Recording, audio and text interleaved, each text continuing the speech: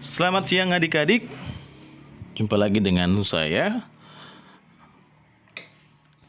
di pembelajaran Pendidikan Agama Katolik kelas 6. Kali ini kita belajar online. Adik-adik semuanya silakan buka bukunya atau lihat di laptop halaman 75 tentang gereja. Kita akan belajar gereja yang satu, kudus, katolik, dan apostolik. Sebelumnya, adik-adik semuanya, kita berdoa dulu. Mari kita berdoa. Dalam nama Bapa dan Putra dan Roh Kudus. Amin. Ya Yesus, sebagaimana Engkau telah memanggil para murid yang pertama, Engkau pun memanggil kami semua sebagai anggota gerejamu untuk mewujudkan iman yang satu, kudus, katolik, dan apostolik. Ajarlah kami memahami panggilan-Mu, serta mampu mewujudkannya dalam kehidupan kami. Demi Kristus, Tuhan kami. Amin. Adik-adik sekalian, apa sih yang dimaksud dengan gereja yang satu, gereja yang kudus, gereja katolik, dan apostolik itu? Yang dimaksud di atas ini adalah gereja satu, ya kudus, katolik, dan apostolik merupakan ciri dari gereja, yaitu cirinya ciri yang satu, ciri yang kudus, ciri yang katolik, dan apostolik. Inilah ciri gereja. Ada 4. Dan ini sebagai gereja Katolik kita mengimani ini dan meyakini ini. Apa yang dimaksud dengan gereja ciri yang satu? Gereja ciri yang satu adalah menegaskan bahwa gereja sebagai kumpulan orang-orang beriman kepada Kristus hendaknya berhimpun menjadi umat Allah dan menjadi satu tubuh. Inilah yang dimaksud dengan ciri yang satu. Gereja sebagai kumpulan orang-orang beriman kepada Kristus hendaknya berhimpun menjadi umat Allah dan menjadi satu tubuh. Jadi satu kesatuan, satu tubuh dalam Kristus. Ciri yang kudus yaitu menegaskan bahwa gereja dipanggil kepada kekudusan oleh Tuhan. Jadi gereja dipanggil kepada kekudusan oleh Tuhan. Dan perlu adik-adik perhatikan juga bahwa kategori kudus yang dimaksud menegaskan bahwa gereja merupakan kumpulan orang-orang beriman yang terpanggil untuk hidup suci. Jadi untuk hidup suci. Apa yang dimaksud dengan hidup suci? Yaitu hidup sesuai dengan kehendak Allah. Hidup sesuai dengan kehendak Allah. Itulah yang dimaksud dengan hidup yang suci. Terus ciri yang ketiga, Katolik. Adik-adik semuanya sering mendengar Katolik. Gereja Katolik. Apa sih yang dimaksud dengan Katolik ini? Ciri yang Katolik ini yaitu mengandung arti bahwa gereja yang utuh, lengkap, tidak hanya setengah atau sebagian, namun seluruhnya, menerapkan seluruhnya dalam gereja. Artinya bersifat universal. Gereja Katolik itu mencakup semua orang yang telah dibaptis secara Katolik. Semua orang yang telah dibaptis secara Katolik di seluruh dunia, di mana setiap orang menerima pengajaran iman dan moral serta berbagai tata liturgi yang sama dimanapun berada.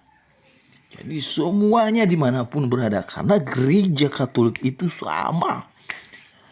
Kita bergereja misa di Vatikan, di India, di Cina, di Amerika, di Eropa, Inggris, di Indonesia, di tanah Batak, di tanah Karo, di tanah Flores, Jawa, Ambon, Kalimantan, semuanya liturginya sama.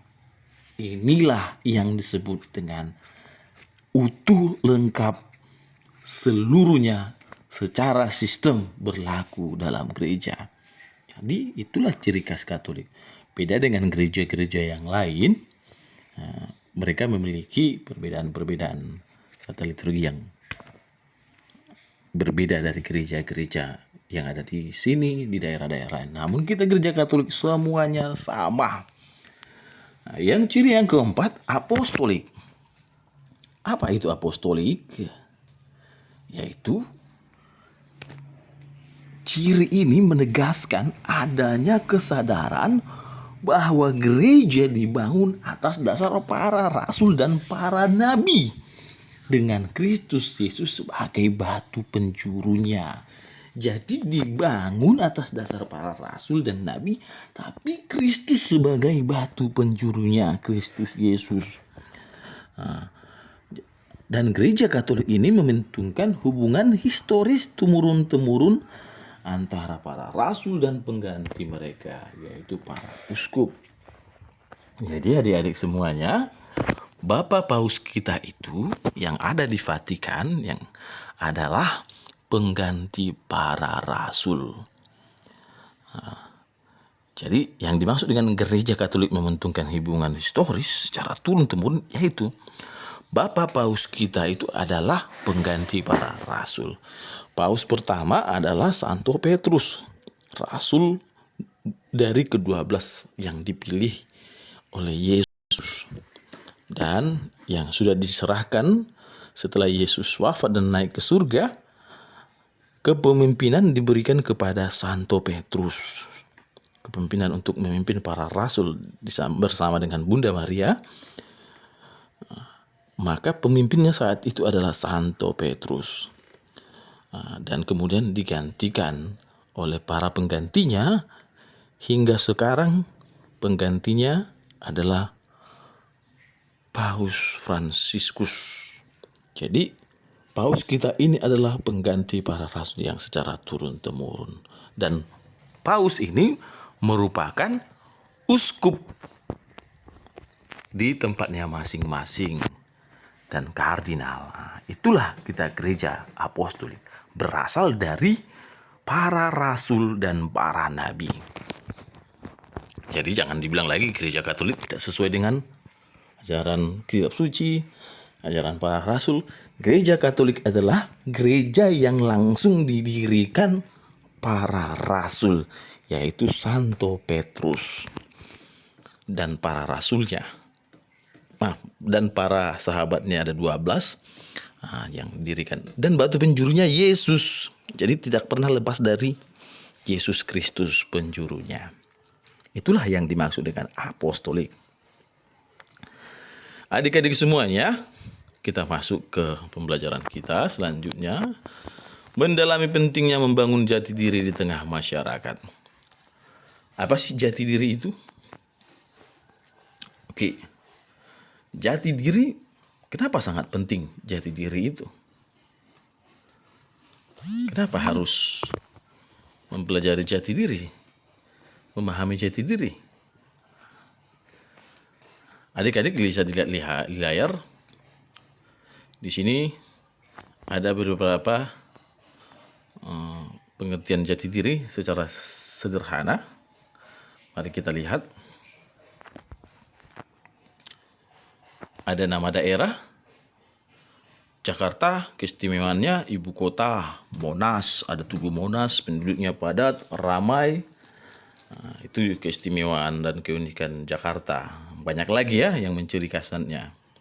Tempat tinggal istana, presiden. Yogyakarta, keistimewaannya kota pendidikan, sering dibilang kota pendidikan. Yang kedua, kota budaya, ada keraton, sultan, gudeg, bakpia, dan lain sebagainya. Itulah keistimewaan dari Yogyakarta. Ada Surabaya, kota Katulistiwa, kota pahlawan. Ada Pontianak, kota Katulistiwa. Dan ada kota-kota lainnya. Kalau kota Medan, keistimewaannya sering dibilang Bika Ambon, kuenya ya. Bayangkan agak aneh juga ini Medan ini. Kue Bika Ambon. Namanya Bika Ambon tapi berasal dari Medan. Itu keistimewaannya. Ada ulus Batak dan lain sebagainya. Kalau di Batam keistimewaannya ya ada jembatan Barelang atau keunikannya jembatan Barelang. Ada apa lagi yang menciri khaskan kota Batam itu? Banyak perusahaan, tempat orang perantau, itu keistimewaannya. Dan kota-kota lainnya adik-adik semuanya memiliki keistimewaan. Seperti kota-kota lainnya pasti memiliki keistimewaan.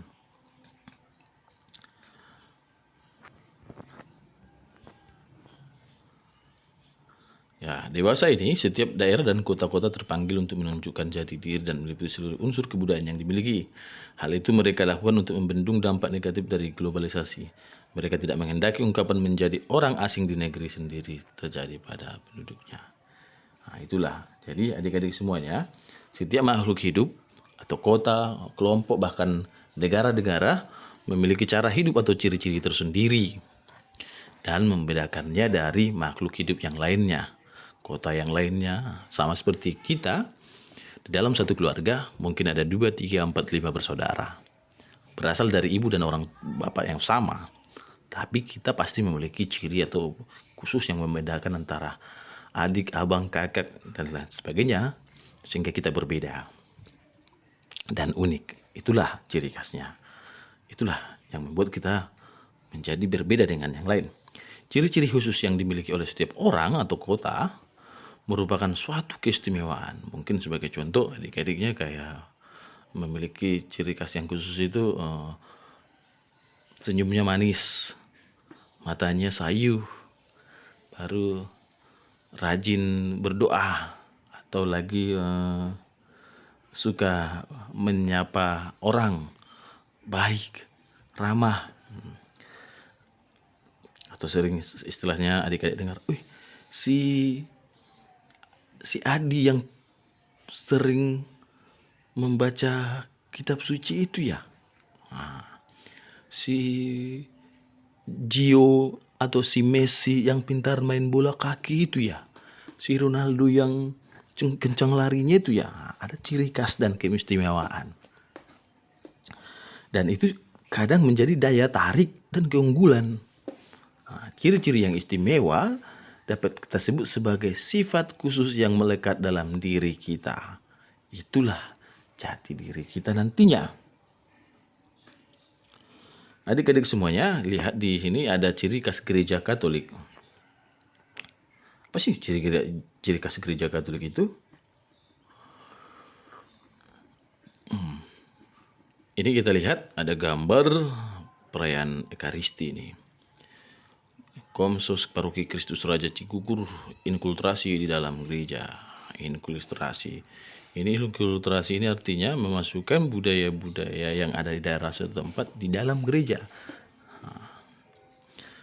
Terkadang yang ada di daerah Flores, Medan, daerah kota-kota lainnya Jawa tidak akan ada berada di Batam ini yang identik dengan budaya Melayu.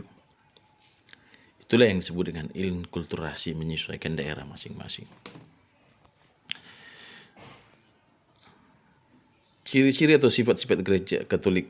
Ini adalah pelajaran katekumen, baptisan atau komuni pertama, pimpinan, ada paus, uskup, pastor paroki, ada panggilan khusus sebagai biaran-biarawati, ada Legio Maria, ada putra altar. Apalagi sekarang lagi viral ini ya, ada film. Mungkin adik-adik kalau bisa nontonnya, saya sarankan untuk menonton lah. Kalau memang bisa, kalau nggak bisa juga nggak apa-apa. Karena abang juga nontonnya sedikit-sedikit aja.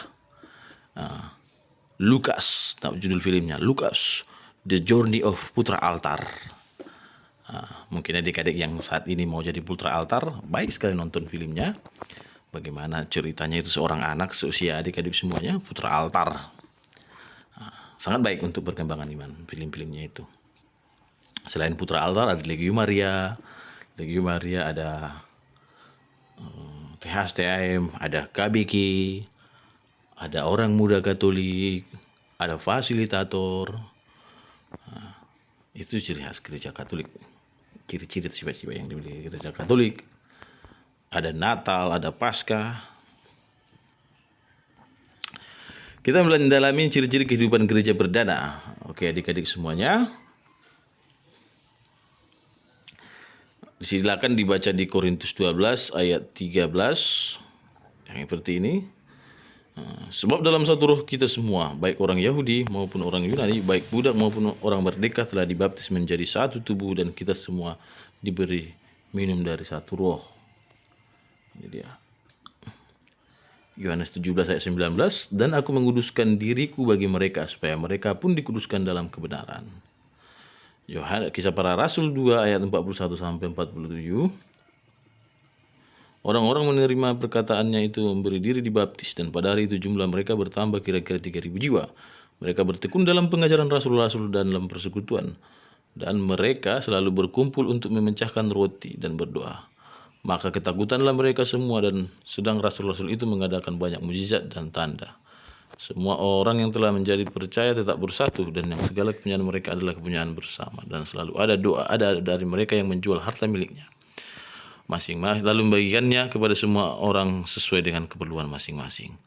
Dengan bertekun dan dengan sehati mereka berkumpul tiap-tiap hari dalam bait Allah. Mereka memecahkan roti di rumah masing-masing secara bergilir dan makan bersama dengan gembira dengan tulus hati sambil memuji Allah, dan mereka disukai semua orang. Dan tiap-tiap hari Tuhan menambah jumlah mereka dengan orang yang diselamatkan. Gereja perdana ini, adik-adik yang kita baca tadi yang barusan ini, inilah awal gereja, cara hidup awal gereja. Dia dalam satu, mereka semua satu dalam tubuh walaupun terdiri dari berbagai suku, yaitu dari tubuh Yesus, karena mereka minum juga dari satu roh yang sama. Baru para gereja perdana itu semua dikuduskan. Cara hidupnya makan bersama, saling berbagi, berdoa bersama setiap hari. Itulah cara hidup gereja. Adik-adik semuanya, di sini ada pertanyaan. Jelaskan ciri atau sifat siapa saja yang ditekankan masing-masing dalam teks kitab suci. Jelaskan arti atau pesan masing-masing dari gereja. Apakah ciri tersebut masih ada dalam kehidupan gereja zaman sekarang? Baik, adik-adik semuanya, pertanyaan ini mungkin bisa nanti dikerjakan di rumahnya masing-masing ya. Nah, kalau dikumpul belum, kerjakan di rumah masing-masing. Nanti ada soal setelah ini di Google Form. Sebagai rangkuman,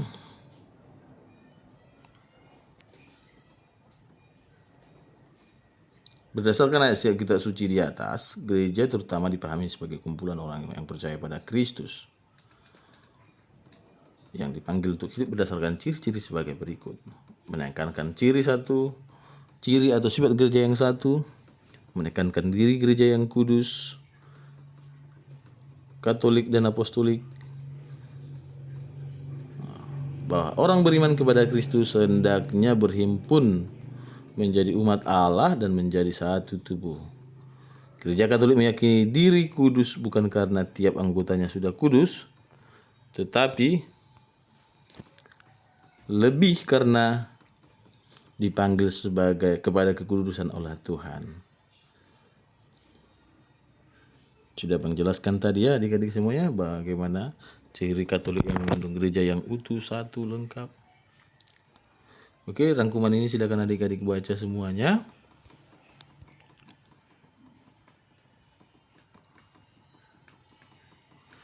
Oke, kita lanjut kisah cerita persahabatan Maria, Angela, Keisha, Aurelia. Semoga adik-adik di sini ada nama yang sama.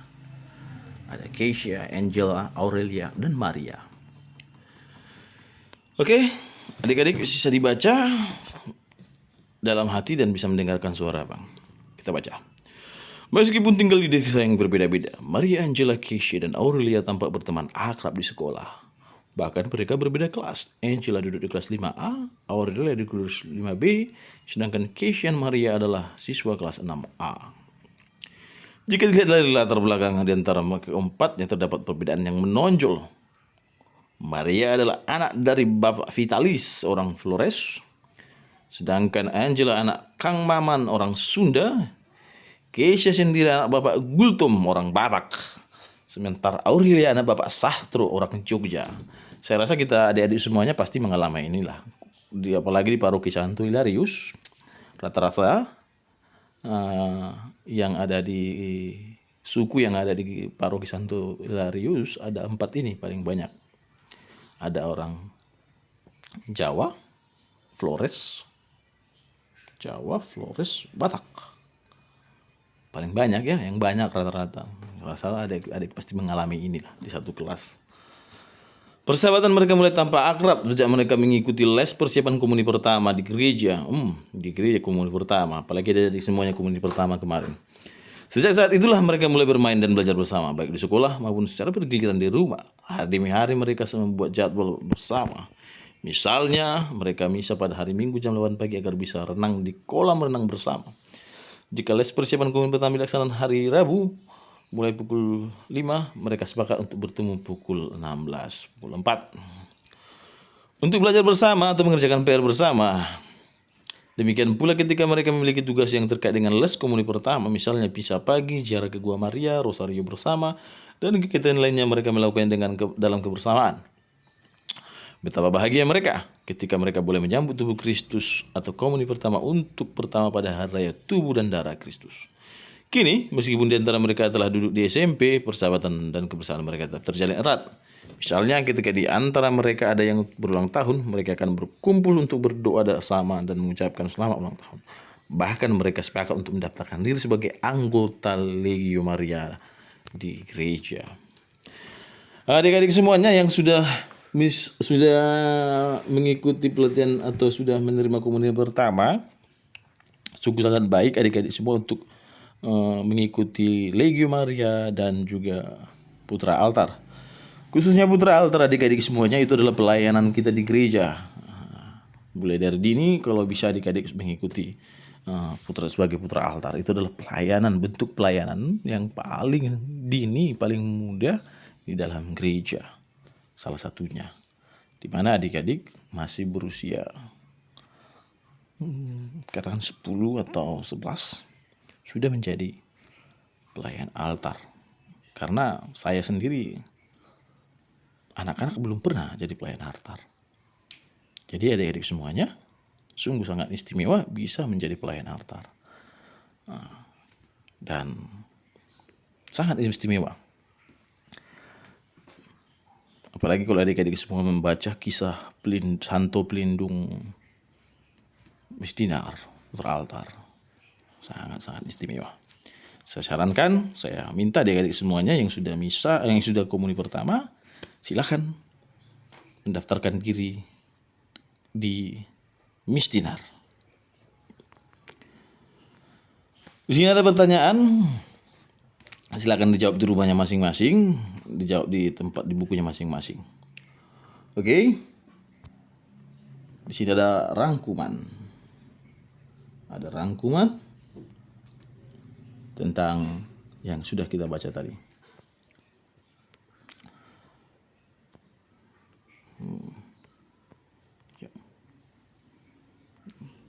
Oke.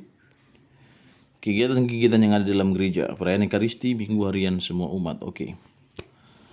Legio Maria, waktunya kapan? Biasanya abang juga nggak pernah jadi Legio Maria.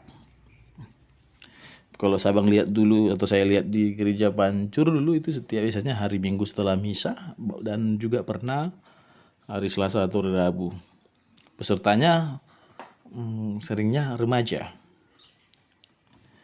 Putra Altar Misdinara ini juga hari Minggu dan hari Sabtu. Hari Minggu mereka persiapan atau pelajaran pemahaman tentang mendampingi adik-adiknya yang baru masuk. Dan Sabtunya mereka latihan memberikan pemahaman bagaimana cara menjadi seorang putra altar yang baik. Yang keempat ini lektor. Ini abang sebagai lektor, yang saya sebagai lektor. Oke. Biasanya lektor ini di hari Minggu umumnya. Dan secara khusus dia untuk lektor membaca sabda atau membaca bacaan pertama dan kedua. Pesertanya ini kurang ngerti apa maksudnya. Perayaan Ekaristi hari Minggu semua pesertanya ya para lektor. Biasanya dulunya hari Sabtu para lektor ini berkumpul.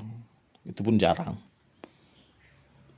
Yang kedua paduan suara. Paduan suara biasanya ini latihan hari KBG atau hari setelah KBG untuk latihan dan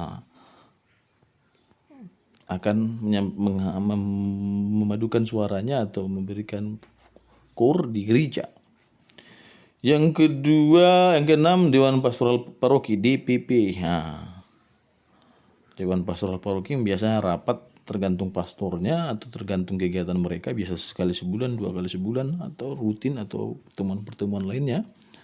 Dan pesertanya para ketua KBG, pastor paroki.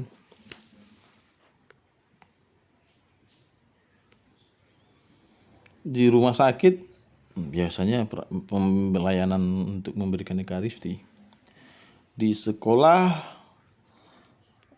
nama kegiatan sekolah belajar ya, setiap Senin sampai Jumat, Sabtu. Ada yang Jumat, ada yang Sabtu. Pelajaran katekumen biasanya hari Minggu setelah misa. Pesertanya ya semua peserta yang ingin masuk ke dalam gereja Katolik, katekumenat. Yang berikutnya 2 lingkungan, kalau kita sebut ini 2 KBG setiap hari Rabu.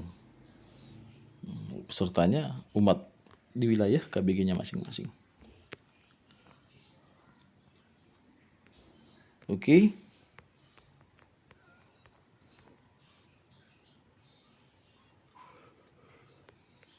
Ciri dan sifat gereja yang tampak pada kegiatan gereja. Perayaan Ekaristi, ciri atau sifat yang tampak. Kalau perayaan Ekaristi itu sifat yang tampak itu di dalam perayaan Ekaristi setiap hari Minggu kita lihat itu terdiri dari berbagai orang banyak ya, berkumpul bersama.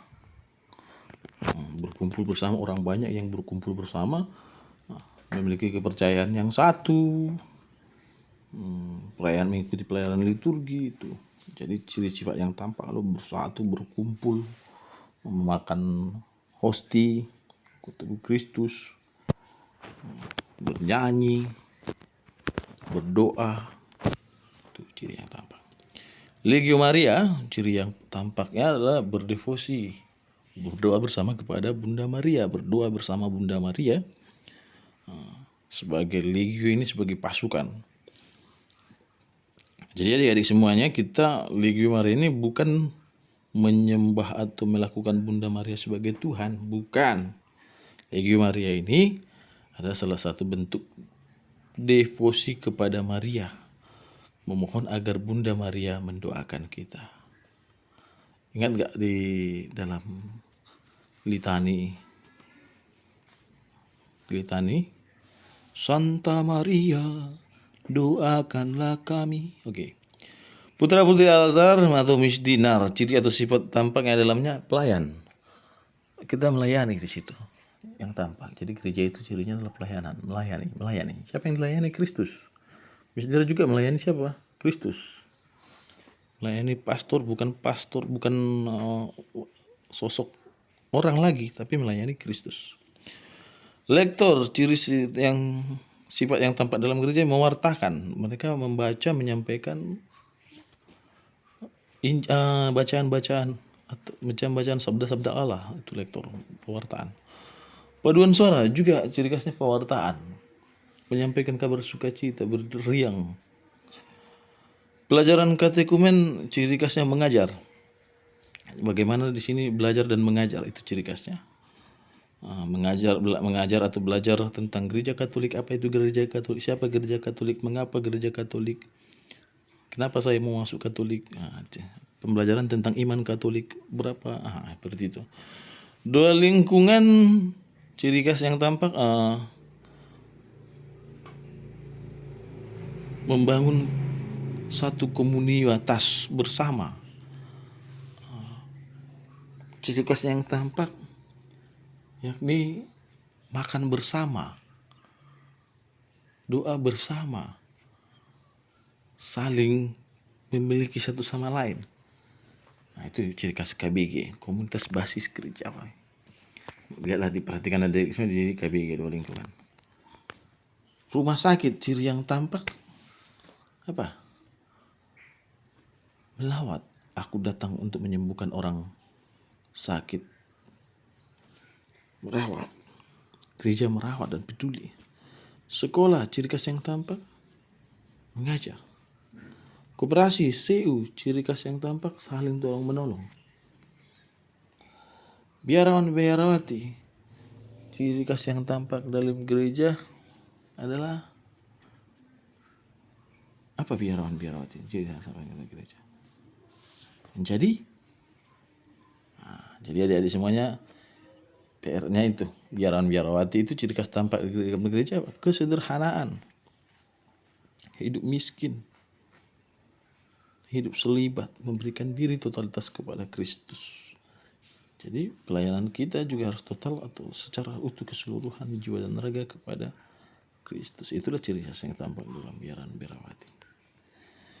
Organisasi wanita Katolik. Wanita Katolik, ciri khas yang tampak mewartakan juga ya. Mewartakan. OMK Mudika, ciri khas yang tampak. OMK ini ciri khas yang tampak dalam gereja pelayanan, semangat, bergerak, juang. Dewan Pastoral Paroki, ciri khas yang tampak yaitu untuk saling. Dewan Pastoral Paroki DPP, ciri khas yang tampak ini, ciri khas yang tampak adalah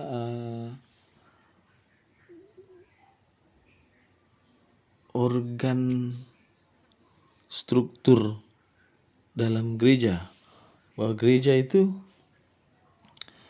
memiliki kepengurusan yang dikoordinasikan oleh pastor paroki, dan umat sebagai juga ambil bagian dalam pelayanan pastoral paroki. Jadi umat ambil bagian dalam pelayanan gereja secara keseluruhan. Itu ciri khas yang tampak dalam gereja. Oke, adik-adik sini melibatkan gereja. Oke. Lanjut. Nah, ini. Kita bernyanyi Gereja Lagi Batra. Kebetulan abang kurang pintar bernyanyi, tapi mungkin pernah dengar ini. Gereja bagai bahtera mengarungi zaman.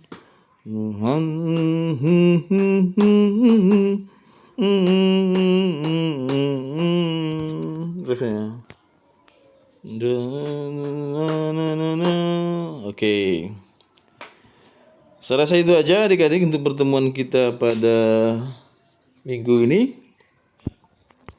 Untuk tugas-tugasnya bisa Bang kirimkan nanti atau besok, tergantung waktu yang tepat ya.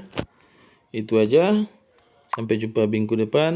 Selamat siang, Tuhan memberkati.